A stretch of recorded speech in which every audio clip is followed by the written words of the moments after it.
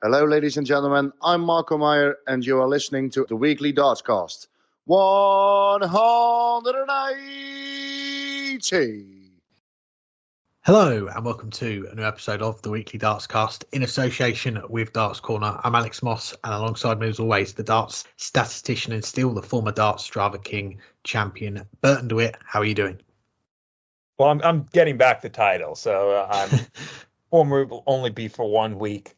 I'm angry. I'm motivated. I'm not looking forward to the weather this weekend, but I'm gonna push through anyway. I'm gonna get those miles or kilometers, depending on where you're listening from or whatever unit you use in your country. And I am not gonna be the former Darts Strava King when you listen to our next show. I'm motivated. That's the answer. How are you, Alex?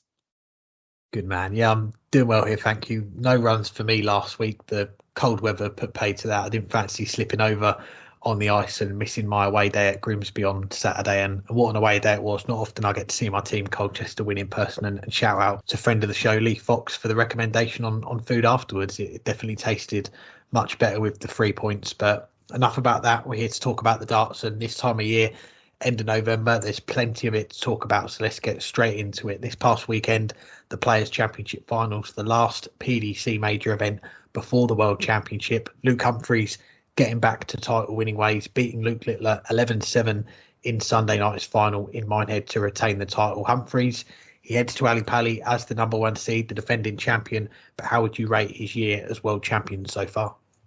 Well, if you're going to mention football, I'll mention football. 6-2 win for Middlesbrough up to 5th. I might have a reason to watch the Premier League come 9 months from now. I might even have a reason to watch the Premier League of darts in January if they change the format, or February, but let's not get optimistic.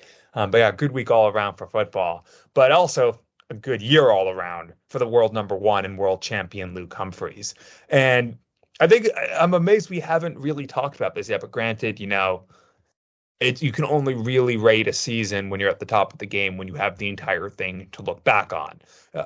For a player who's ranked 40th in the world, you can start to judge their season a little earlier on because the Pro Tours and the Euro Tours have increased significance. And even if you're the player like number 20 in the world, those still have significance because you need them to make sure you get into the World Match Play, the World Grand Prix. So you can start to really make sense of someone's season earlier on. When you're at the very top of the game, when you're not worried about qualifying for all the major tournaments, then what matters are those major tournaments.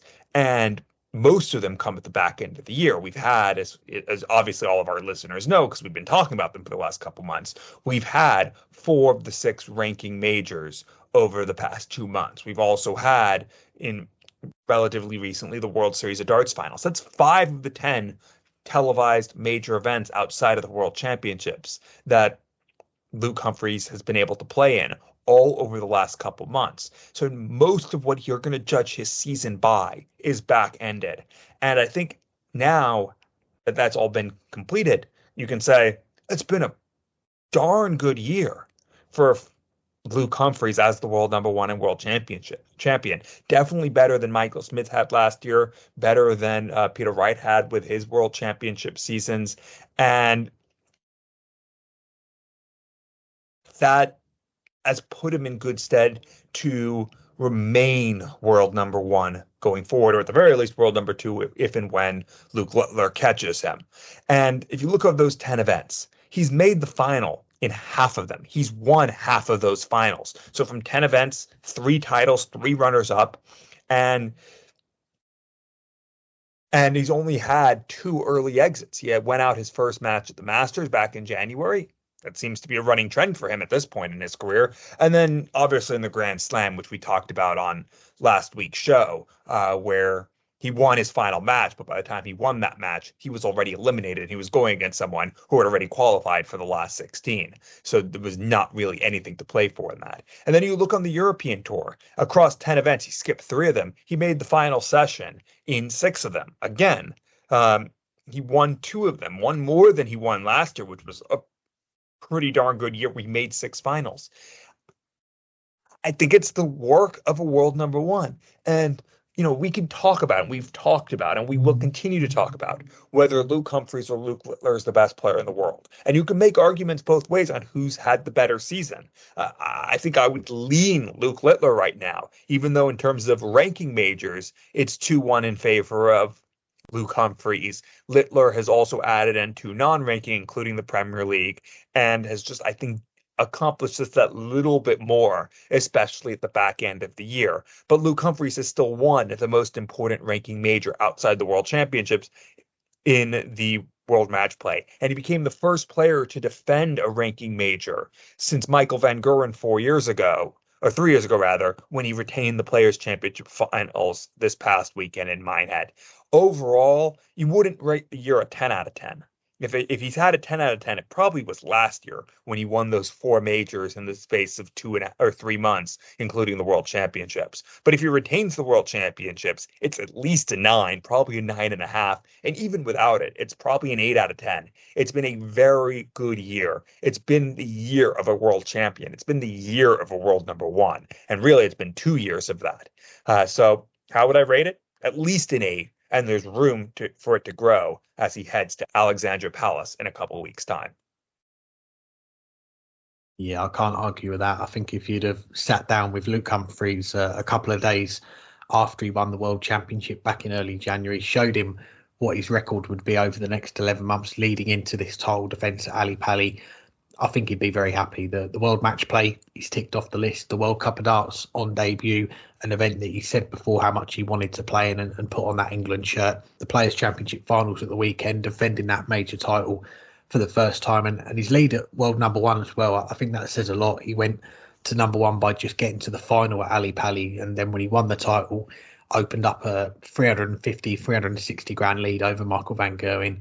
Fast forward to now, and after retaining that title in Minehead at the weekend, his lead has gone over £900,000. It's a huge advantage that he's got. And we've actually had a lot of first-time world champions the last 10, 11 years. I was looking back earlier, since Phil Taylor won his 16th in 2013, the next 11 editions of the PDC World Championship has produced 7 new world champions. And if you'd have predicted that after Taylor won his 16th, yeah, you'd have raised a few eyebrows. And I think even after Michael van Gerwen won his first the year after that, you'd have 6 in the next 10.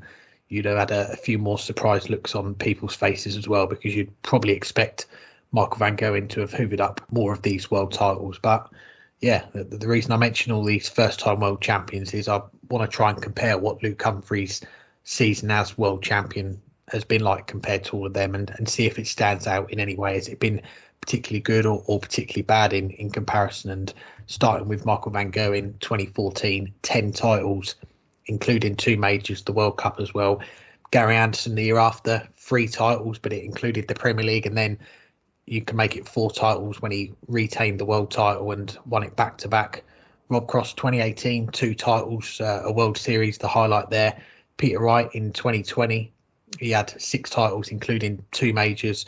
Gerwyn Price the year after, 5 titles, including the Grand Slam. Michael Smith last year, 3 titles, the best one being a World Series. And then we come on to Luke Humphries, 7 titles, including 2 majors and the World Cup. And comparing all of them, the recent first-time world champions, Luke Humphries, he ranks very highly, doesn't he? And you had a grade there, 8 out of 10. I think I'd probably be pretty similar as well. I'd give it an 8 out of 10, a B plus, A minus if you're doing it that way. And if he does defend the Sid Waddell Trophy, yeah, it's hard to give a 10 out of 10, isn't it? But I think you might have to, and it might have to be an A plus. Well, we'll see, and we'll talk more about the World Championship, both on this show and over the next couple weeks. But before we turn to the World Championships, let's talk about the beaten finalist. We've talked about one Luke. We'll talk the other, or one of the others. Luke Littler falls short of back-to-back majors, but still goes to the Worlds as the favorite with the sponsors. But was this a title that got away from the Nuke? Yeah, I think it was. And when you look at just how well Luke Littler was playing throughout the tournament, really from the very start, how he blew Rob Cross away in the first round, 6-0 with 112 average. He set his stall out from the get-go, and that game, it was just 5 days removed from when he won the Grand Slam. There was no signs of a hangover for Luke Littler, and well, there wouldn't be, would there? He's only 17 years old, but after winning a title like the Grand Slam, and he said it himself in his interviews on stage after the final in Wolverhampton, that it had been a long week, 9 days from start to finish, and he had a couple of long games in there as well, the games with Mike de Decker and Gary Anderson, which we spoke about on last week's show. But yeah, he was on it from the start, and going into that final session on Sunday night, he'd beaten Rob Cross, Richie Edhouse, Danny Noppert and Mike de Decker again, all 4 major champions, and lost just 8 legs, and he was averaging 105 for the tournament. So he was an odds-on favourite to go and lift yet another title. But in the final with Luke Humphries, it was a very uncharacteristically slow start for him. The first 5 legs averaging 80 to Humphries' 85. Both players actually didn't jump out the gates quickly, and the 5th leg, the one just before that first interval, Littler missing, I think it was 5 darts at a double, and from 90 hit a treble 20 first dart. He had 8 more darts in that leg, couldn't convert it, and it gave Humphries a 4-1 lead, a double break. And from that point on, yeah, we did see some great stuff from Littler. I think it was 3 or 4 ton plus checkouts in his attempt to come back, but it was that double break that proved crucial. Humphries held throw 6 out of 7 times from that point on, and had a 12 dart or an 11 dart, or I think the other 4 were 13 to 15 darts. So Luke's best chance was a 12 dart leg against the throw, which he did pull off. That one leg that he did break, the 1-6-4 finish, to get it back to 6-5. But yeah, I think the start of the final was what did for him in the end, and 1 out of 12 on the doubles going into that first interval, 6 out of 7, 7 out of 8 if you include the 2 tops on the 105 after that. So he was very clinical after that. Just didn't get enough opportunities at the double after that. 13 legs after that first interval, and he had 7 darts at a double. Not many players can do that to Luke Littler, and yeah, I think you'd say the title got away from him in that first session because he was never able to get back on level terms. And given how well he had played up to that point in the tournament, yeah, I think he'd love to play those first 5 legs again and keep close order with Luke Humphries, or even be ahead after 5 legs, because he did have the throw. And yeah, if he could have played those 5 legs again, it could have been a different story. But again, if he had played those 5 legs again, and Luke Humphries played those 5 legs again, it could have still been 4-1, even if he had averaged 105. Because the one thing they did in the final was lift each other. They were both averaging in the 80s, 5 legs in. Littler's first 5 legs were absolutely horrible, while Humphries were just very bad, and that was the difference. But they lifted each other as the match went on. And in the end, they both averaged north of 100. Littler just a fraction, while Humphries got up to 103. But those were more like a 104 and a 108. Or 104 and a 106 if you exclude the first session from that match. And that tells you the difference. And that puts Littler's performance in the final, outside those first 5 legs, in line with its other matches. And you alluded to that. Rounding these averages, 113, 105, 105, 104, 104 in the lead up to the final. In the lead up to that final session, as you mentioned, he only lost 8 legs. The amazing thing was he lost 8 legs. His opponent in the semifinals, Ross Smith, entered the semifinals having only lost 6 legs. Somehow, Luke Littler managed to get through 4 matches with his lowest average being nearly 104, losing only 8 legs. And of the 2 players, he lost more legs entering that match. All that aside, I do think I agree with you. Littler was the best player this weekend. He was the most consistent player this weekend. He was the most brilliant player this weekend. He was about as consistent and about as brilliant as we've ever seen anyone in a major tournament. And we just saw him in Wolverhampton a week earlier be pretty just brutal on his opponents, of course, across the week, even though he nearly lost 2 of those matches. He never looked like he was out, even when he was surviving a match dart against Mike de Decker, even when he was 4 legs down, having dropped 7 in a row against Gary Anderson. He never looked like he was down and out. He didn't even really look like he was down and out against Luke Humphries. It was just Humphries' brilliance kept Littler at bay in that match. But I do think he'll think it was one that got away because he was the best player, because he was the most consistent player, because he was dominant yet again. But it shows even dominance, even near perfection, is not always going to be enough, especially when you have a player like Luke Humphries. In the end, we had another deserved final and another great match between the two. We've had a few this year, the semifinal in the last Euro Tour, not that long ago is the most recent one that pops out. They met in the Premier League final. They're going to meet very possibly deep in the World Championships in a few weeks' time. There's been some great matches. This was another one, that first session aside. And yes, Littler will feel like it was one that got away because he was the better player over the course of the week. But at the same time, Humphries won the title because Humphries played a great match and he did not let Littler in, and he lifted his game when Littler lifted his. We're going to continue our look back at the Players' Championship finals in a moment, but let's switch gears. Let's bring in our first guest on this week's show. He's one of the debutants in the upcoming WDF Lakeside World Championships. He is the 4th seed in the men's draw. Here's our chat with the Python, Brandon Weening. I'm pleased to say we're joined by one of the debutants in this year's WDF World Championships, Brandon Weening. Thanks for the time, Brandon. How are you doing? I'm good, mate. Yourself? Doing well, thank you. And we're talking exactly 2 weeks before the Lakeside gets underway. You arrived in the UK on Monday when we're talking, making that long trip over from Australia. How have you found your first few days back here in the UK? Yeah, loving it. You know, played in the Portsmouth League where Simon plays, and again, it's the 3rd time I played there, and it's the 2nd time he's beat me in the final. So all 3 times I've played and I've made the final there so far. But yeah, let's see how we go from here on out. Yeah, not a bad record. And you mentioned you've been over here a couple of times now. How long is that journey from Australia to the UK? How long? It's a long trip. You know, you're looking at pretty much a full day of flights and connecting flights and whatnot. Blimey. And we were just chatting before we started, the plan to come over here early just to acclimatise to the different time zone. Again, you've been over here a few times. Was that to give you the best preparation for Lakeside coming up? Yeah, Dad and I were talking and we thought it was probably the best decision that we come over, you know, a couple of weeks early, just to acclimatise and have a hit out on the board with Simon, do his practice routines. That's what we did when I come over for the PDC World Youth as well. Stayed with Simon. He introduced me to his practice routines, and that helped me a long way against, you know, the guys that played in that event.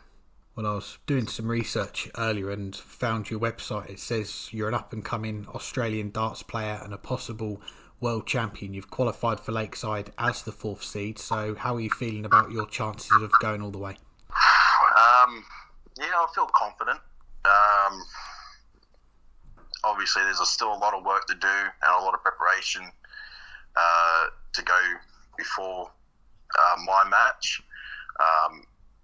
But yeah, it's hard to say at the moment. You know, you can go in there full of beans saying, yeah, you're going to win it, or yeah, you don't want to be a world champion or whatever, but I don't see it that way. I'm going to take it one match at a time, because I had another interview before I played, the Australian Open. I forgot what his name was and what podcast he ran. I know inside the WDF he ran. Andrew Sinclair. Yeah, and I was on his podcast and I said I'm there to win it, and that horribly backfired on me. I lost my first game 5-0 and then lost my second game 5-3, and so I'm not going to be saying, yeah, I'm not a winner or anything like that, because the draw's wide open for it. You know, the current world champion, you know, Andy Bartons isn't there. He's got a tour card now, as we all know, so he won't be fending it. But there's still quality of players that are going to be playing in it, you know, so I can't write them out either. So yeah, we're looking forward to following it, and we'll come back to Lakeside later on, but as it's the first time we've had you on our podcast, let's rewind back to the very start for you in darts. How old were you when you first discovered the game? I was actually 16 years of age. I started playing at the age of 16, but I've been around darts all my life. You know, my dad playing, you know, throughout the 80s and 90s, early 2000s as well. Played at Lakeside, and quarterfinalists at Lakeside. Won the world pairs and whatnot. So yeah, I've been around the game for a few years now, and I've just recently found most likely my best form, and I feel that I can top it with the big boys. So yeah. Well, you mentioned your dad, Wayne Weening. Some of our older listeners may remember him. You mentioned those appearances at Lakeside. He played there 7 times in what was the BDO World Championship, his debut against the great Cliff Lazarenko back in 1989. What stories have you heard from your dad about his experiences playing at Lakeside? Oh, not too many. He seems to keep everything a bit secretly around me. Told some good stories, none that I can think of at the top of my head or remember off by heart. But he has told me stories about him playing Big Cliff and whatnot. Good times. And you said before you grew up with darts, it was your dad, I think your sister as well. It ran through the family. But was it a dream to follow in your dad's footsteps? I know you've called him a legend, an icon, your mentor. So how much of a support has he been in your career so far? At the start, he wasn't really supportive. He didn't want me to play. He didn't want me to be around the game, as most parents do.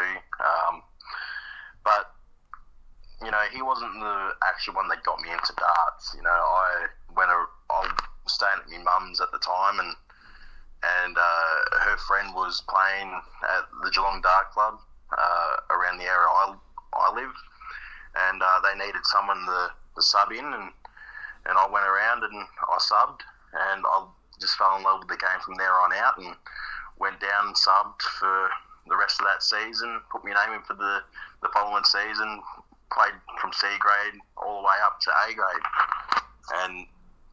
and it just lifted me darts so much more since I've been playing, the DPA tour and, playing the WDF circuit back home. Playing state for Victoria at our national championships, getting picked for Australia as well. Big highlights for me, and big accomplishments that I always cherish. Yeah, you've achieved a lot already back home in Australia. I think you mentioned that the DPA there, it was around 2018 you started playing in those events. That's regarded as the highest level of darts in Australia. What were those first experiences like, testing yourself against the country's best players? Oh, mate, it was brutal. I found myself, I thought I was doing all right in the five-a-side tournaments back home, and the little money grab tournaments locally, but going up against those blokes at that age that I was, I knew from there on out I was not ready to play against them, and lucky enough we ended up getting the DPA Challenge Tour up and running, which I'm pretty sure I finished second in the order of merit on that, and at the time we had DPA Tour cards. So I think it was top 4. They got a tour card for the Pro Tour in Australia, and then I played the following year in 2020 with a tour card. Got to a semi-final, beaten by Hopes in that semi-final, and the pandemic happened, and all of a sudden the tour cards were dropped, and we had our bubbles, and then we got locked down again, which sort of postponed pretty much everything again. And then 2022, I really stood out. I was pretty much in the final at almost every event. Then got picked to play the World Youth. Came over, played the World Youth, got to the last 16. Danny Jensen put me out of that. After, Danny Jensen put me out, then come over again last year for the British Open, British Classic. Then headed off to Denmark from then to play the World Cup, which we'll, fortunate enough to get third in the, pick up a bronze medal. So that's also another accomplishment of mine, getting deep into a World Cup. I got to the quarterfinal of the World Cup singles as well. So, and then, this year, different again, playing a World Championship, which I've never done before, and I'm looking forward to it. Yeah, lots going on. I wanted to touch on that first trip that you had over here to the UK, the PDC World Youth Championship back in 2022. I know you were trying to get to that event just before that, but the pandemic meant you missed out. Last 16 run. Also on the development tour as well, a couple of great runs, semi-final and a quarter-final in the 4 events. So how much did you take away from those few days getting to come over and play and doing well as well? From the 4 events that I played in, plus the World Youth, I took in so much experience from that itself and whatnot. So, and I was happy with the way I played that whole time. Meeting, Josh Rock, Gene Van Veen was there, Danny Hansen, as I mentioned, Willie Williams, he's the one that beat me in the semi-final. I've always held him against that, but we have a bit of banter on Twitter every once in a while about that. But everything that I come over for, I took as a win. I enjoyed myself. I loved every single minute of it. Regardless if I won or lost, I really did enjoy my experience. And I was telling me, Dad, I'm like, I want to come back. I want to come back and do it again. But at that stage, I was, too old and couldn't play the development tour or the World Youth again, which is a bit unfortunate, but it is what it is. But I was just happy enough to come back over and play in a couple of WDF silver events before the World Cup. Yeah, we've seen you over here again last year, as you mentioned, but it's back home where you've really made some strides on that DPA tour last year, picking up a title, getting to 6 more finals to finish second behind Darren Pennell, who won an amazing 11 titles last year to get to Ali Pali. But this year I've got to touch on as well, because you finished second again, but a lot closer to that top spot, just being edged out in the final weekend by Joe Comito, who had an unbelievable last week to take that top spot. How disappointed were you after that weekend, having been in a promising position to get to Ali Pali? That just brought back a lot of memories. That Apologies. I was playing Harley Kemp, and I won the first set, and I think I had one dart to beat him 2-0, 2 sets to 0, and he ended up winning that set, and I didn't get another shot to win, which is, that happens in darts, as we all know. But after that, I was fuming with myself. I went outside and I was heartbroken. I'm like, what have I just done? I just cost myself a spot at the Ali Pali, and I was devastated, heartbroken. A lot of emotions were going through my head, and then I come back in, and then Harley just lost his match, and I knew what he was feeling, because I was still feeling that heartbreak myself. And credit to Joe. Give credit where credit's due. Joe was probably the most outstanding player throughout the year. Even though some of the results doesn't show that, every time he set up to that hockey, he didn't give up. He fought every time, and that's what he does best. He fights. He fights for everything. Everything he's done in darts, he's fought for and he's earned. And I can't, congratulate him enough. So, but I'm happy enough he gave up his Q-skill spot to me. So I'm happy with that. At the end of the day, it's just another learning curve. Another focus. If I don't get my tour card, then it's back home playing the DPA circuit again, and then focusing on topping the order of merit. Definitely. Well, let's circle back to Lakeside. Obviously, unfortunate to miss out on Ali Pally, but on the flip side, you are going to be in a World Championship. You are going to play at the Lakeside, and I was looking at the lineup earlier. There's a lot of new names for us to watch for the first time, but we've got 7 players from Australia, 5 from New Zealand. There's a big contingent coming over from Australasia. Are you going to be meeting up with any of them when you're at Lakeside for a practice? I think we might be meeting up with Michael Kasser, maybe Peter Machin and Daddy Porter. I'm not sure about Kai or Howard Jones, but just the little friend group that I've got coming over that's also playing in as the guys that I mentioned. But yeah, I'm not too sure. It's probably not going to be mainly Michael Castle will probably end up catching up with for a throw and a hit out and whatnot, and get him prepared for his first match, and it's also going to get me prepared for my match as well. Because I don't know who I'm going to be facing yet, either Jordan or the other bloke. I don't even know his name.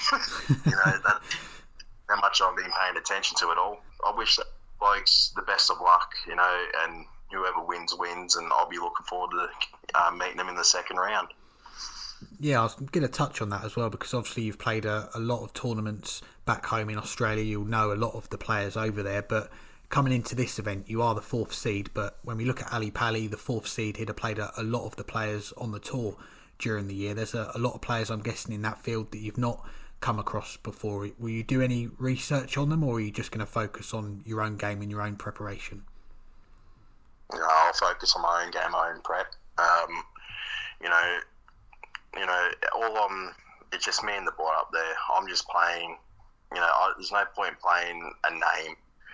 It's you and the board and your darts. No one else. So I'm going to be focused on my prep and just focusing on my practice routines, getting my prep right, and then I should be good to go come my match. No, it makes sense. And you mentioned names, the Weening name. You'll be the second father and son to have played at Lakeside. Kai Smith's just going to edge you out on that. He's playing in the first round. But what does that mean to you to follow in your dad's footsteps and get to play at Lakeside? Yeah, no, I'm looking forward to it. I could have come over last year. I was offered. Nick Rolls did ask me if I wanted to play, and I was talking to my dad about it last year, and we've only just got back from Belgium at that time after the World Cup, and even though I did have the money there, but it wasn't much. It was probably enough to get me a flight there and back, and that was it. But yeah, no, we looked on it. We hung on to that feeling for a couple of days, and then we decided that it was probably best that we focus on next year, build that kitty up a little bit, and we'll see where we go from there. And sure enough, we made the right decision. We built that kitty up, and now we're over here. That's good to see you over here, and only 26 years old, so you're going to be one of the youngest players in that men's field. 2 important questions. We know the nickname and the walk-on song. We know your nickname's the Python, so where did that come from? And also, what is going to be the walk-on song when you walk out at Lakeside? So I've got the nickname because I like snakes. It's got nothing to do with other things, so stop with your dirty minds. But yeah, no, look, my favourite snake's a python. I've always loved snakes. Growing up with the legendary Steve Irwin, him wrangling pythons and crocodiles and the deadliest snake in the world, the inland taipan, wrangling and all of them. I've always been fascinated with that, and that's what I wanted to do when I grew up. But, fortune decided otherwise, and I've become a dart player instead. So I just thought, I'll just name myself the Python because I like snakes. And it's got a little bit to do with Steve Irwin as well. But aside from that, the walk-on song is Penny Arcade by Sammy King. Very nice. Well, a few more before we let you go. Looking ahead beyond Lakeside, I know you said you're going to be going to Q School in Germany in January. What's persuaded you to give Q School a go for the first time next year? What's persuaded me? Well, I wasn't really persuaded. It was actually given to me because the way that our order of merit works in the DPA is that whoever finishes top of the order of merit gets the Ali Pally spot and the Q School spot. Joe Comito decided to take the Ali Pally spot and then drop the Q School spot. So me being second in line, I got the Q School spot. So so I'm automatically into the last 128 for Q School.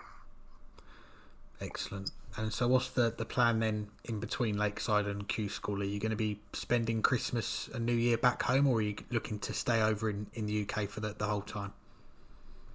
Yeah, no, we'll be staying in either in England or Europe somewhere. Looking forward to seeing some snow. I haven't seen it yet, so I don't know what your English weather is doing to me, but I'm looking forward to seeing the snow. Yeah, I'm sure you'll see some of that. And lastly, Lakeside, that's the focus right now, but any long-term goals for your darts career? Is the goal to follow in the footsteps of the likes of Simon, Kyle Anderson, Damon Hetter, get on the PDC tour and move over to the UK one day? 100%, mate. The goal is 100% on Lakeside right now, but after Lakeside, it's definitely on getting myself the tour card and then moving over. Given the Pro Tour red hot crack, Simon's already offered me a room, so I'm happy with that. But obviously, hard work's on the start. Tonight because we've got a practice session tonight at 7. So yeah, we've got a practice session tonight at 7. We'll do our routines and get each other ready because he's got the last chance qualifier at the PDPA, qualifier for Ali Pally last chance or whatever it is. So when I'll be pushing each other in that and getting him ready and focused towards that, but I have to say he's been practicing well. He played well the other night. But he pants me 4-0 in the final. But that's what you expect from a professional dart player as well. You want them to play you want them to play their best game against you. When Yellow Classic came over and I played him in exhibition, I didn't want him to be showing off or whatever. I wanted him to play his best game. But he ended up showing off and still beat me 2-0 or 3-0 or whatever it was. But look, they're professionals and they know what they're doing. But I'm happy to say Simon's in a very good spot right now. He's practicing well, and he's playing a little bit better than he was on the Pro Tour this year. But he's settled on his darts now and he's ready to go. Well, good luck to Simon for those qualifiers. Brandon, it's a pleasure to get you on the show. We appreciate you taking the time. Good luck for Lakeside and Q School and for the rest of the year and next year as well. Cheers, Alex. Thanks again to Brandon for joining us now. Continuing our look back at Minehead, and it was the last major before Ali Pally. Aside from the two finalists, we've spoken about Luke Humphries and Luke Littler. Who else caught the eye for you at the weekend? Quite a few players did, because there's more players in this major than any other major ranking event other than the UK Open up to date in the season. But also I think there were some players who came in needing to put together a big weekend, and they did. They stepped up their game for the situation. Starting with Jeffrey de Graaf. We talked a little bit about him in the early part of the year. He was brilliant at the World Championships last year, winning a couple matches, the best we'd ever seen from him on the big stage, setting himself up to win back his tour card. And early in the year, he made a final of a Players' Championship event in Players' Championship 10. But beyond that, he hadn't really done much this year. He only won his board one other time across the 30 Players' Championship events. Only 4 times across the 30 did he even make the board final, including that final overall in Players' Championship 10. That means 26 times he went out first or second match. And that's why he came here as the 61st seed, having just barely snuck in. But he lifted his game and then some in this tournament. You know, it was a great win over Ryan Searle. Searle might not have been at his best, but Searle played his B game in that match. And in the end, de Graaf got over him. De Graaf then beat Thibaut Tricol in what was not necessarily the best match, but then he had a very good match against Scott Williams in the last 16 and was a 1.64 up in that match before Scott Williams just blitzed him out of the break and came back to win that.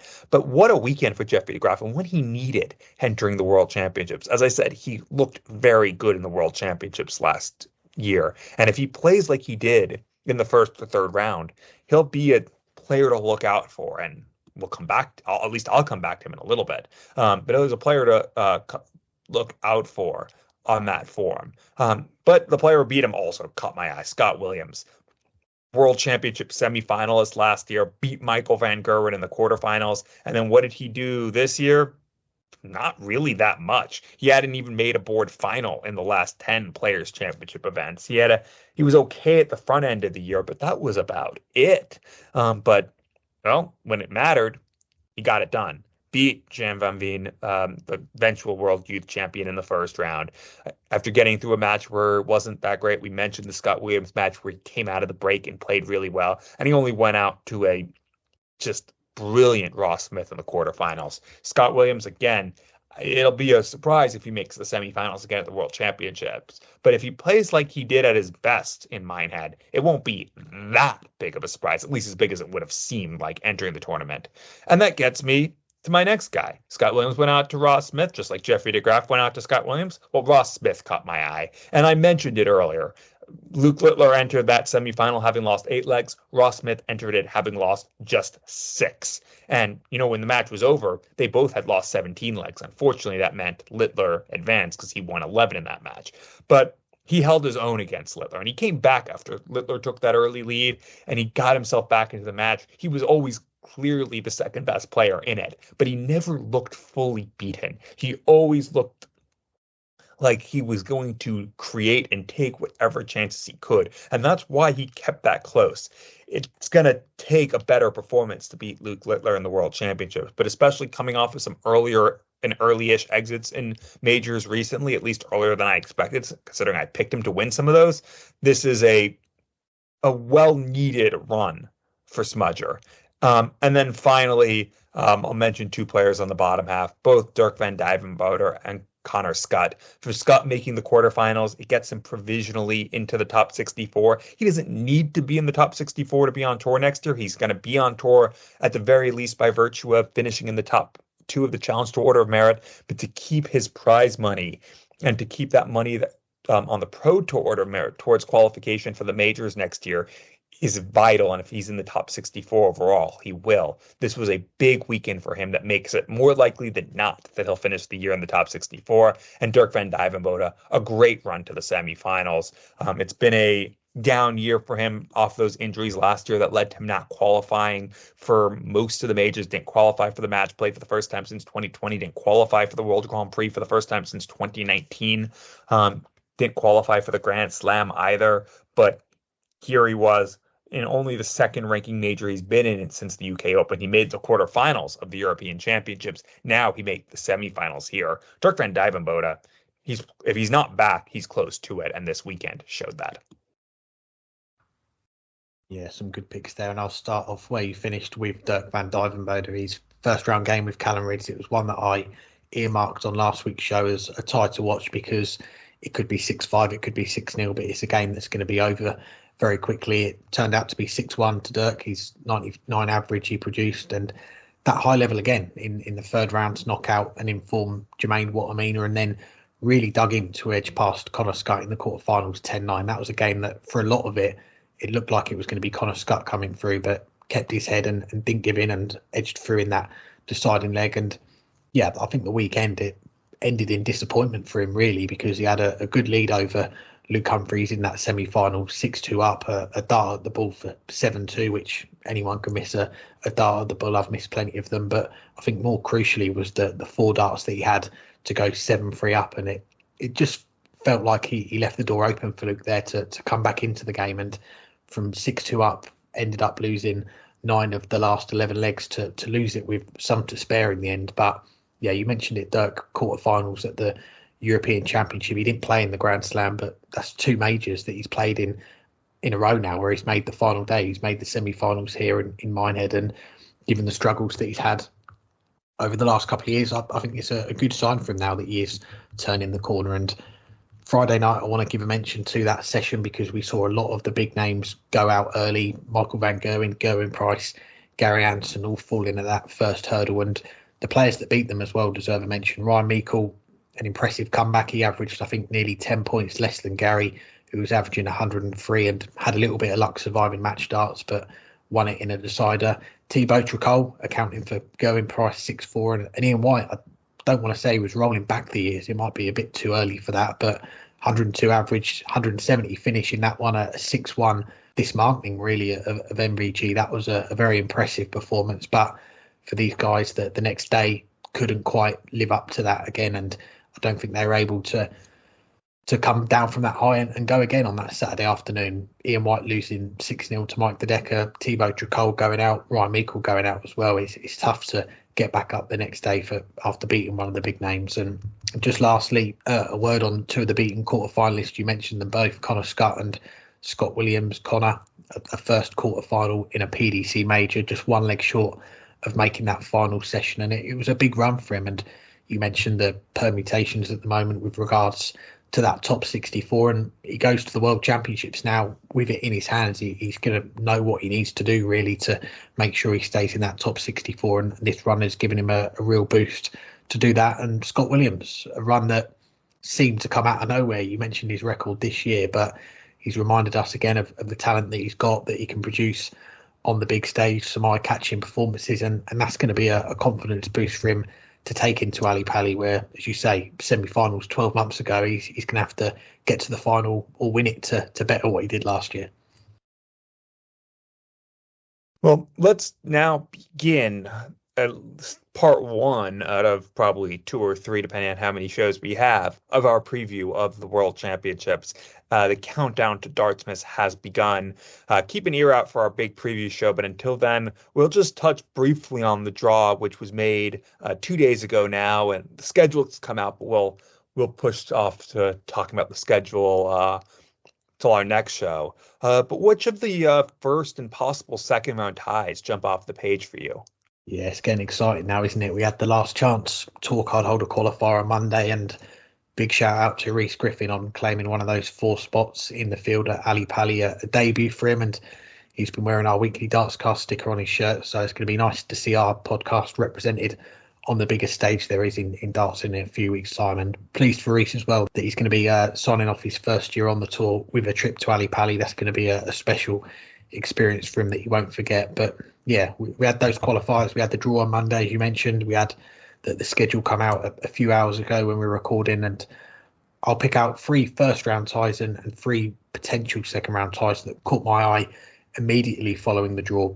Starting off with those first round games, Kim Hybrex against Keane Barry. I think that's one of the first round games that's been put on that first night on the Sunday, and I can see why, because both players play at a very good pace to watch, and I can see that one going 5 sets very easily, and I'll come back to that game later. But Cameron Menzies, Leonard Gates is another one I want to give a mention to. I think that will be an entertaining watch. Menzies, he's had the best year of his career so far, a PDC title winner, quarterfinals to the Grand Slam. Leonard Gates, we saw him at the Grand Slam, didn't advance past the group stages, but he's a very dangerous player on his day. And my last one, I've got to pick out Lawrence Halagin against Luke Woodhouse. It's always good to see Lawrence on the big stage, and I think for both players, they'll have seen that draw come out on Monday and gone, how'd you luck? Because both of them, I think, have got their hands full there. And second round ties, potentially, we have to add that as well. We've seen some outlets jump the gun and start hyping up a Luke Littler Fallon Sherrick second round tie. Well, we've got to mention the other man in the party there, Ryan Meikle. Just mentioned him a few moments ago, and he's beaten Gary Anderson just, it'll have been a couple of weeks ago when he plays this game against Fallon Sherrick, but to beat one of the informed players on a major stage, he's in good form himself. And Ryan, he plays Lisa Ashton a few years ago at Ali Pali. I think it was his last appearance at the World Championship. 2-0 up in sets, got pegged back to 2-2, then won that last set comfortably. So he'll have experienced what the Ali Pali crowd's going to be like. They're going to be against him. They're going to be cheering for Fallon Sherrick in that one. Michael Smith against Kevin Doots or Noah Lynn van Leuven, if it is Doots who will be the favourite for that one. Doots and Smith, they had a cracker in the second round at Ali Pali last year on the opening night. Doots, he had to play twice. He had to play the first game of the tournament, beat Stowe Bunce, and then come back later on in the evening and really put it to Michael Smith in that first game of his title defence. But this time round, if he does get past Noah Lynn, he is going to have a couple of days to rest and prepare for that one. So that's one that I could see going very close again. And lastly, circling back to the Hybrex Barry game, the winner of that will play Gerwyn Price. And on the theme of Ali Pali rematches, we all remember Price and Hybrex a couple of years ago now when Price was the defending champion, went all the way to a sudden death leg 6-5 in the final set. So if Hybrex comes through to that one, that could be tasty. Well, you went 3 from each round. I had to one-up you in each round, so I decided to go 1 from each quarter of the draw. So I have 4 from each round. A couple of them overlap with you. Second quarter, I had 2 written down because I wasn't sure which one I wanted to talk about, but you talked about one, so I'll end up talking about the other. But I'll start with the first quarter. I'll start with one that we both have. My first round tie from that one being Luke Woodhouse against Lawrence Iligan. I won't add anything more about it since you already talked about it, but I mean, people know I always up Iligan. Eventually, he's going to have a big run. Maybe this will be it. But my second round tie from that one is Damon Hedda against either Connor Scott or Ben Braub. It is not a guarantee that Scott will win that match, but he should. He has that added pressure that I talked about earlier of a win would all but certainly guarantee that he's in the top 64. He might be even with a defeat, but a win would pretty much guarantee it. So there is pressure on him, but you think he should have enough with his experience to get past Scott, but that could be a very interesting second round against the Heat. Down in quarter 2, I had Menzies Gates on my list, but I also had Scott Williams against Nico Springer, so I'll go with that one. I think that could be a really interesting match. Scott Williams, as we talked about earlier, coming off of that great run in Minehead, but Nico Springer also coming in some good form, having just won through to qualify to begin with out of the German Super League. So I think that's a good match on paper. My second round from that quarter, Danny Noppert against either Ryan Joyce or Darius Labanauskas. Labanauskas rebounded very well, especially the second half of the year after what had been a very lean couple years where he lost his tour card. But he'll be a big underdog against the in-form Ryan Joyce. And if Ryan Joyce gets past that, he'll have to go against the also informed Danny Noppert. That's one of the, I think, the best second round ties on paper with the current form both of them are in. That's a match that if they both play their best could go the distance, and it could be a very interesting watch. Down in the third quarter, I'll start with my second round tie because you already said it. I agree with you there. Rematch of opening night from last year with Michael Smith and Kevin Dotes. If Dotes gets past Noah Lynn van Leuven. Van Leuven playing some good stuff recently. That 105 average in the final not that long ago of a women's series event, showing what she can do. But I think Dotes just has a little bit too much game, especially over the longer format, to set up that tie with Michael Smith. But my first round, well, I already had Lawrence Iligan. I'll go with another Filipino player. This one having been the player of the year on the Asian Tour, Alexis Toilo, going against Richard Veenstra. I really think this is the tie of the first round of all the ties. I think whoever wins this match could go far in this tournament if they play their best darts, especially with how wide open the third quarter is. There's not a player in this quarter I couldn't see them beating if they're playing well. I think the winner of this match has a very good chance to upset Ratajski, a very good chance to upset Michael Smith. I think the winner of this match could go far. That is my tie of the round. And then in the bottom quarter, Jim Williams against Paulo Nebrita, continuing with the Filipino trend after how they dominated the Asian Tour this year. Jim Williams didn't seem like he had a great season, but still top 35 in averages in Players' Championship events. And then I said a few questions ago I would bring back Jeffrey de Graaf. I'm bringing him back right now. I'll assume he'll get past Rashad Sweeting. But then if he plays like he did in Minehead, if he plays like he did last year in the World Championship, he has a chance to give Gary Anderson a game. Gary Anderson, great darts recently, but Jeffrey de Graaf is a tricky customer, and that could be a good second round tie. There we go, and we're going to continue our look ahead to the World Championships over the next couple of weeks. But before we do, we're going to be looking ahead to the Lakeside coming up. Let's bring in our final guest on this week's show, and she impressed on her debut at the Lakeside 12 months ago. She returns this week as the 5th seed in the women's draw. Here's our chat with Nicole Regnaud. I'm pleased to say we're joined by New Zealand's #1 ladies player, Nicole Regnaud. Thanks for the time, Nicole. How are you doing? I'm really good. Thank you for having me. It's great to get you on, and we're talking a Saturday morning over in New Zealand, just 2 weeks to go before the Lakeside, and I believe you're out playing in tournaments this weekend, so it's some final match practice before making that trip back over to the UK? Yeah, definitely. Get a bit of a warm-up in. We've got our first WDF tournament of the year tomorrow on Sunday for the Ted Clements Memorial in Levin, so that should be a really good indicator, I think, of where I'm at and what I kind of need to work on in the next week or so before I head off. And you made an impression on your Lakeside's debut last year, pushing the eventual runner-up, Aileen de Graaf, all the way to a last leg in the second round. 12 months on, you're coming back for that second go at the Women's World Championship. How did the feelings compare this time round to last year when you were making your debut? Oh, last year was no words, really. It was just incredible. The atmosphere, the crowds, just getting to play on that stage was just such a milestone, I think. And then to have such great games and to go right to the end with Aileen was just, it was insane, really. And if I had to lose, I'm glad it was in a game like that, really. So I think this year, being a seed, getting to miss that first round game, it'll be interesting, I think. I won't kind of be in there from the start knowing what I'm doing and being on the stage. So I think I'll have to tweak a few things in practice. But I think I'm just so excited to get back on that stage and be in that environment again. Glad to hear it. And we'll come back to the Lakeside later, but it's the first time we've had you on as a guest on the show. So take us right back to the start for you in darts. Growing up in New Zealand, when did you first discover the game? So both my parents both play. They still play. My dad's the president of our local club. My sister plays. Her fiance plays. So it really is completely in the family. I didn't really have a choice, but thankfully I absolutely love the game, so that's always a bonus. But I've been playing since I was about 7 or 8, and came right through the New Zealand junior youth side of it, playing in the junior nationals, and then just really started to break onto the scene at about 18, 19, which was just before COVID, so that wasn't a great start. But yeah, thankfully momentum's been good and just keep building.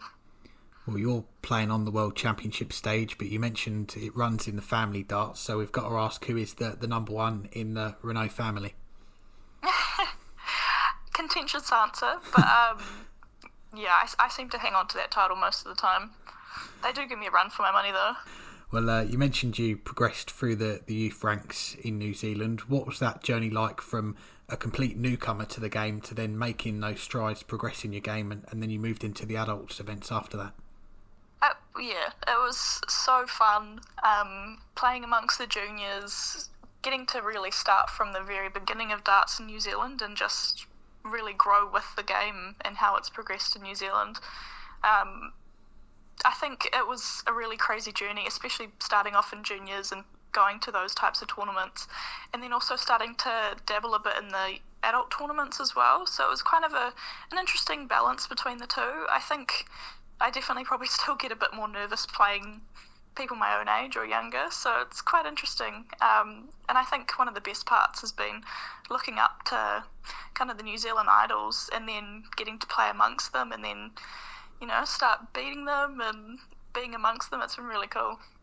And I was reading earlier, you and your sister Ashley got the chance to represent New Zealand together in 2019. How special was that, not just to put on that New Zealand shirt, but to do it with your sister as well? Yeah, absolutely. It was so much fun. We get to support each other inside darts, outside darts, and we've always got each other's back. So being able to represent on the world stage together was such a cool feeling, and definitely something we'll always remember. And I read an interview you did a few years ago. You had quite the experience when Phil Taylor and Adrian Lewis made the trip over to New Zealand, and you got to watch them play. Is that right? Yeah. So alongside, playing with my sister, whenever we kind of had some big names come over, we would be selected to be the scorers for the tournament. So that was a super cool kind of side quest that we got to do. Got to meet some huge players over the years, which has been really, really cool. So my scoring's quite good. That's something to have in your back pocket.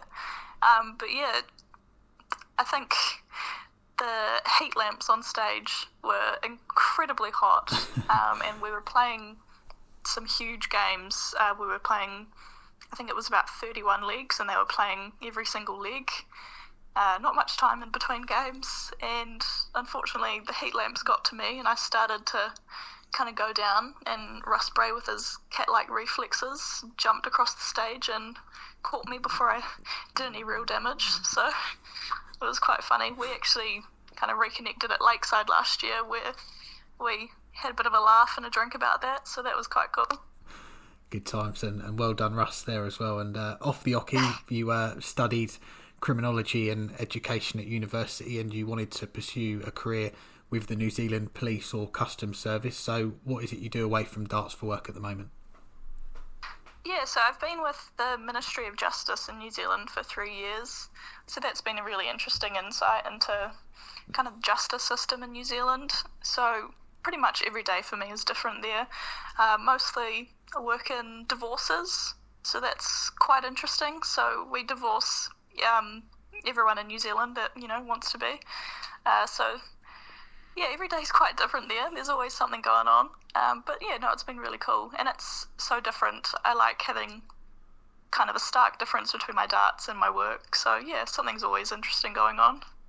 A good mix there. And back to the darts, you've had a lot of success in the WDF ranked events back home. Your first title coming in the New Zealand Masters in 2021, but the following year, 2022, winning 5 titles that year. What did that mean to you?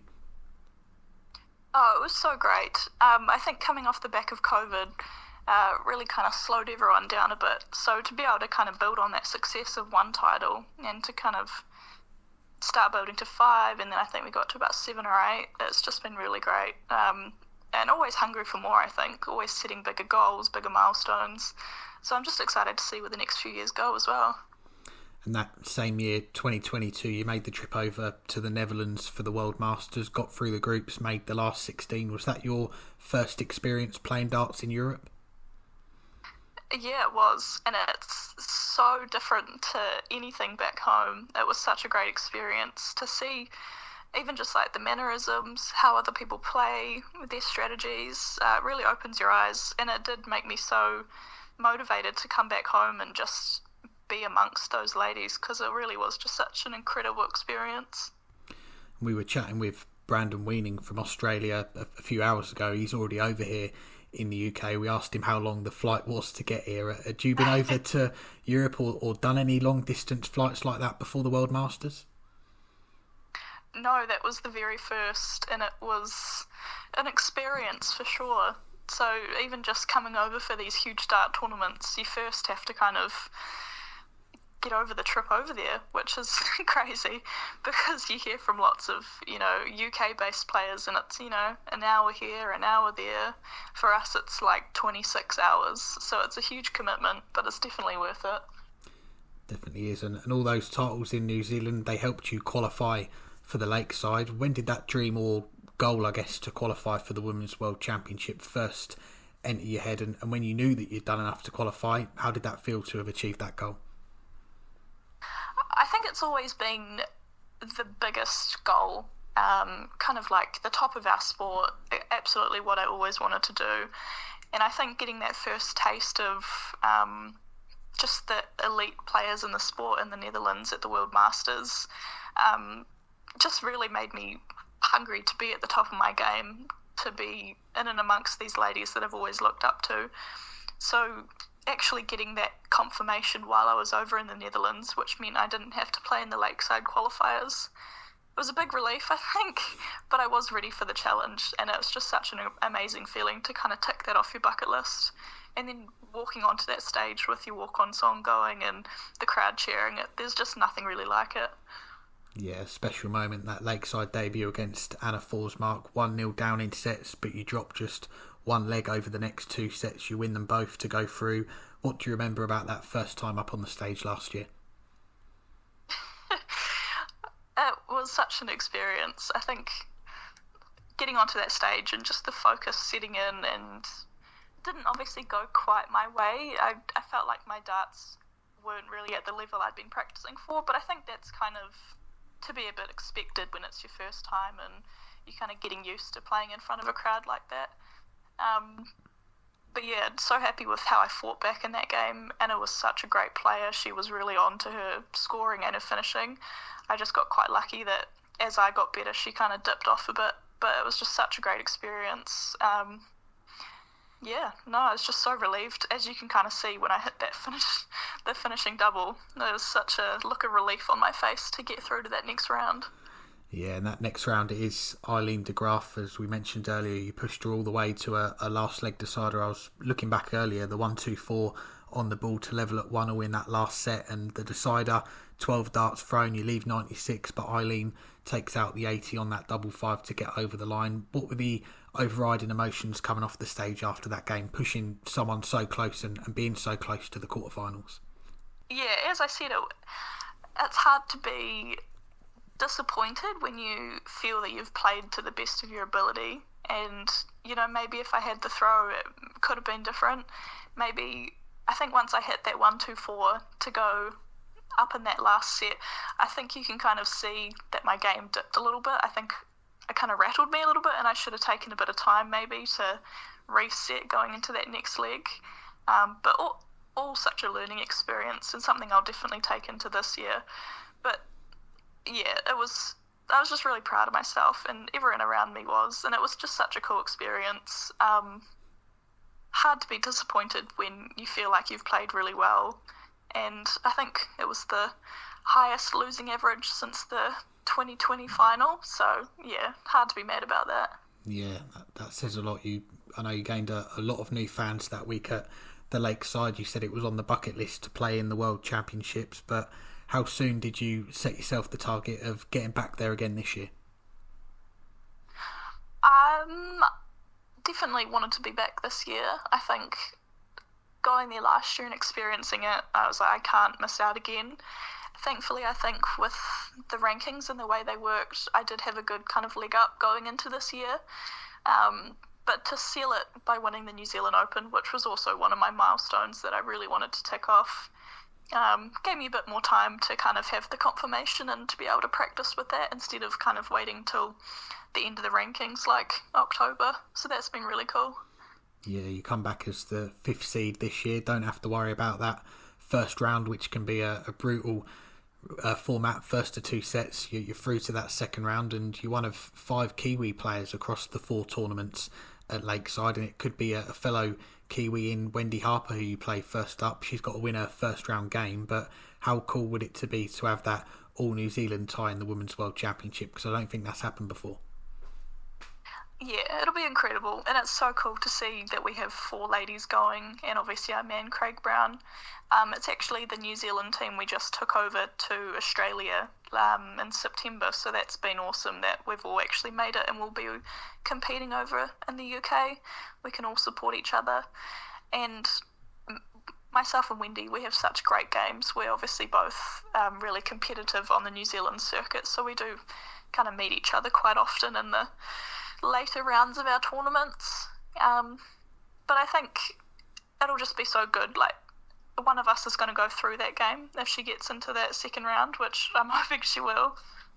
One of us will go through. If it's not me, then I'll still be there cheering for her in that third round. And if it's me, then that's obviously pretty good too. So we'll just see what happens on the day. We shall see. Well, away from the Lakeside, we should mention you've been playing other darts as well this year, the DPNZ Tour, which is a largely male-dominated circuit. It's one of the PDC affiliate tours, and you've more than held your own. I think you've had a quarter-final, you've made the knockouts a few other times as well. How have you found playing in those events this year? Yeah, it's been really great. It's been a really big time and financial investment, I think, but it's all really helped my game, I think, playing against those men who are kind of leaps and bounds ahead. They don't give you any chances. They're absolutely brutal. So if you want to win, you've got to be really onto it. And I think that has showed in my women's games. Yeah, like they're always fighting right till the very end, and it kind of gives you that motivation to do better and to get onto that level. And there's just so many great players that chase that circuit. So to kind of chase it as well, get in amongst it and get some pretty good results for the first year has been really cool. And I'll definitely be looking to do it next year. Glad to hear. And talking of pushing yourself, we've had a question for one of our listeners, FEBS Data, an obvious one really. Are you thinking of relocating and having a crack at the Women's Series in the PDC? That's always been like a huge goal. The logistics of it are a little bit different. If I could just up and move over there, it'd be 100 times yes. But obviously, got a few other things going on.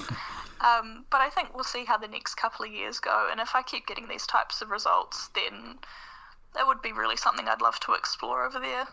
Just playing those types of darts every week like they do over there would be such a huge advantage, and to kind of get up to the level. So I guess we'll see. Yeah, it's definitely not off the cards.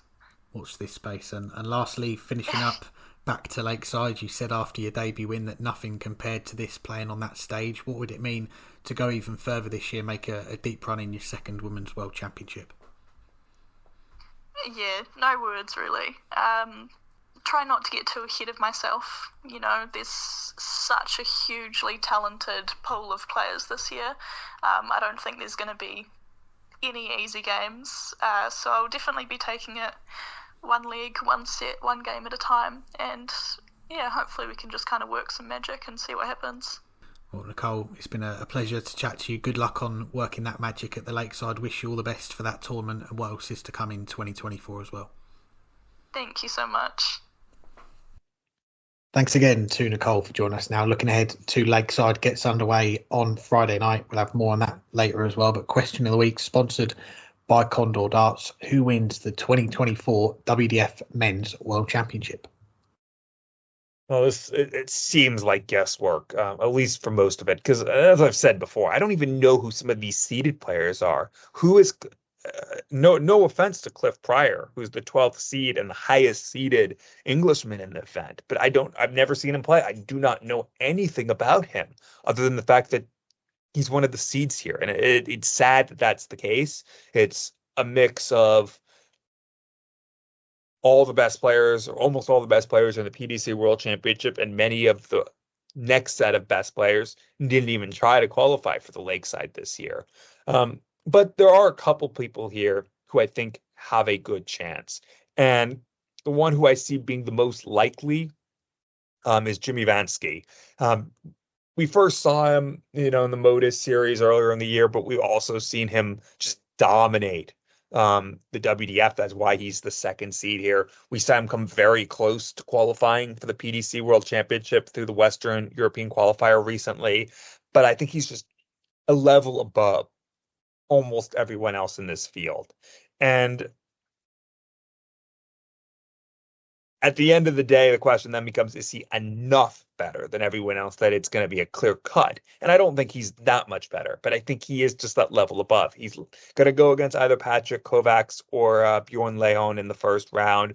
Kovacs is, despite his young age, been around for quite a bit now. And we've seen him in the WDF World Championship last year. We've seen him multiple times in the PDC World Cup of Darts representing Hungary. He's a player who is a good competitor. But I just don't think he has the game to match Jimmy Vansky. I don't know much about the Swede that, who knows, could be Kovacs.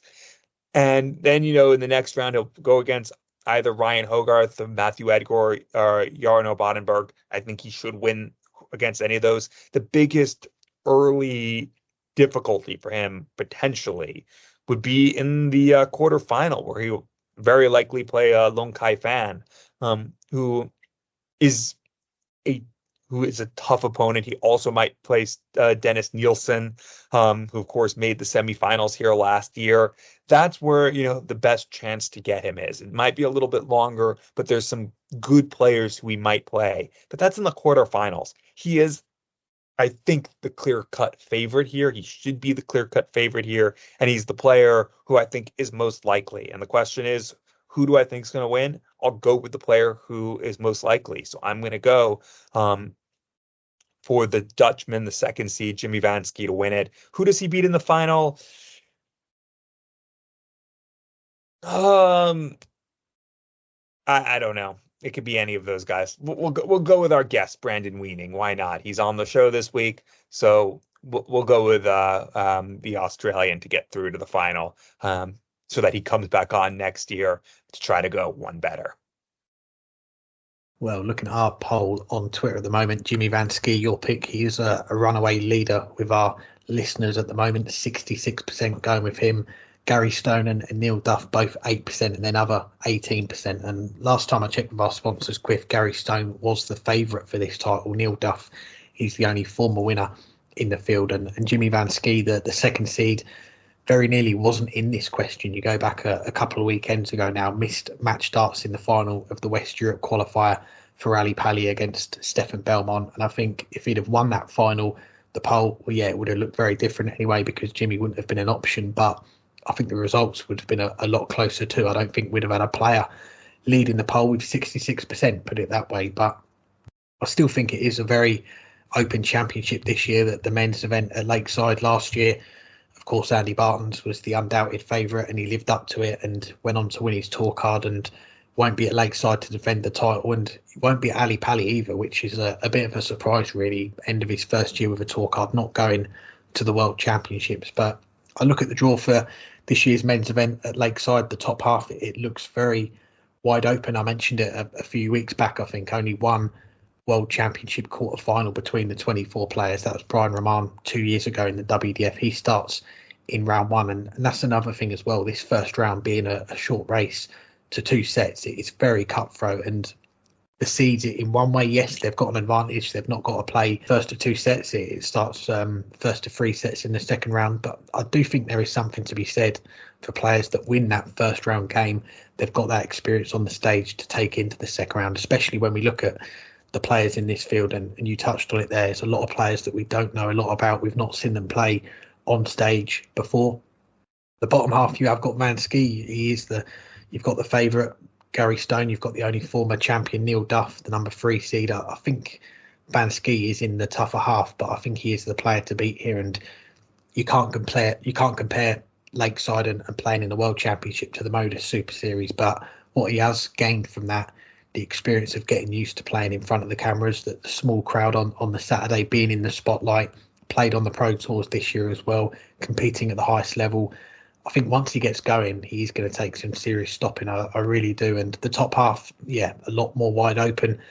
I genuinely wouldn't be surprised if a player starts in round one and makes the final from that half. And like you, I'm not sure who that could be. I don't really fancy making a tip because they could be out in the first round, my tips. So, I think we'll probably come back to this after the second round. Once we get to the last 16, I'll have more of an idea on who the players are and how they're playing. But going back to the question, right now, before a dart is thrown on Friday night, Jimmy Vansky is the player I can most likely see lifting that title a week on Sunday. And let's also talk about the women's event at the Lakeside. Beau Greaves is a heavy favorite to win her third consecutive World Championship. But do you think anyone can stop her from becoming just the fourth three-time women's world champion? I've got to be honest and say I don't see any other outcome than Beau Greaves completing that hat-trick and becoming a three-time women's world champion next week. going off the last two Lakeside, she's been so dominant. 8 games played. She's only dropped 2 sets. She's won 22 out of 24 sets played on that Lakeside stage. The first year, you go back to 2022, she was in a battle with Veronica Ehash, which went to a third set, 2-1. Then she didn't lose another set for the rest of the tournament. Last year, almost the opposite. She didn't lose a set until the final, and I think she was 2-0 or 3-0 up against Aileen de Graaf by that point. And the averages, aside from the game with Veronica, the last 7 matches, it's been between 84 and 92. It's a level that we know other ladies can produce. The 4 most likely names being Fallon Sherrick, Noah Lynn van Leuven, Makuri Suzuki and Gemma Hayter, but sadly none of those 4 are going to be in the field this year. But looking at the players who are going to be at Lakeside, you'd say that the most likely to hit that sort of level are in the bottom half, and that's Aileen de Graaf, Lisa Ashton and Rhiannon O'Sullivan. So they've all got a battle against each other to make that final in the bottom half.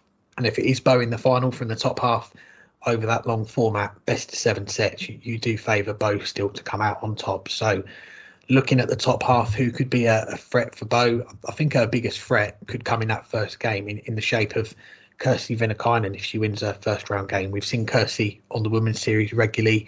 She's beaten Beau before with a 91 average. She's lost to her as well with a 96 average in one game. So even at her best, that might not be enough. But if it is Kirsi first up, I think that is a potential banana skin for Beau, especially the short race to 2 sets. She's going to have to be on it from the start. And that is a game that I could see going to a third and deciding set. And then it does get very nervy, doesn't it? So I think if Beau can get through that first hurdle, settle any first game jitters, she is going to be the one taking away the title.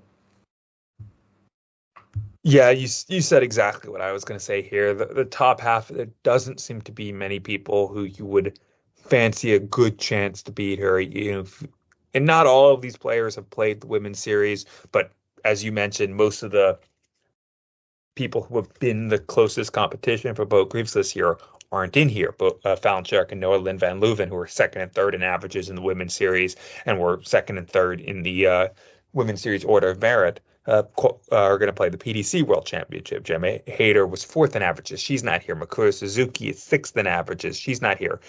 The only other people within 10 points of her in averages were Lisa Ashton and Rhiannon O'Sullivan, and they're both in the bottom half. Kirsi Venäkainen, 10.03 points behind her. So just more than 10 points is the only one in the top half of the draw. And I think, assuming she gets past Amanda Locke in the first round, I think that is the best opportunity, especially, and you talked about this in the last question, talking about the men's event, the advantage of having a match under your belt. Kirsi Venäkainen will have had a match, Beau Greaves would not have, and that gives the best opportunity. Venäkainen is a very good player, and she can, if she brings her best game, push Beau Greaves. And if Beau Greaves is that little bit off, it would not be the biggest surprise in the history of World Darts for Venäkainen to win that match, but it would still be a very big upset.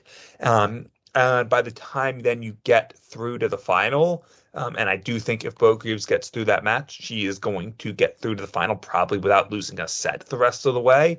It becomes best of 7 sets, and I just don't think the likes of Lisa Ashton, Aileen de Graaf, Rhiannon O'Sullivan, even though they are the best, and we'll throw in Mayumi Uchi as well, I just don't think over best of 7 sets they have the game to stay with Beau Greaves. If it was best of 3, could they win 2 out of 3 sets? Absolutely. If Lisa Ashton plays like she did at the World Seniors Championship, she can win 2 out of 3 sets against Beau Greaves. If Rhiannon O'Sullivan plays like she did in the Welsh Open a few months ago, she can win 2 out of 3 sets against Beau Greaves. If Aileen de Graaf plays like she has when she's at her best, and she's definitely been getting back in that direction. She won a Women's Series not that long ago. She can beat Beau Greaves best 2 out of 3 sets, but I just don't see any of those players having the game to win 4 out of 7 sets against an even moderately on form and on song Beau Greaves. So can she be stopped?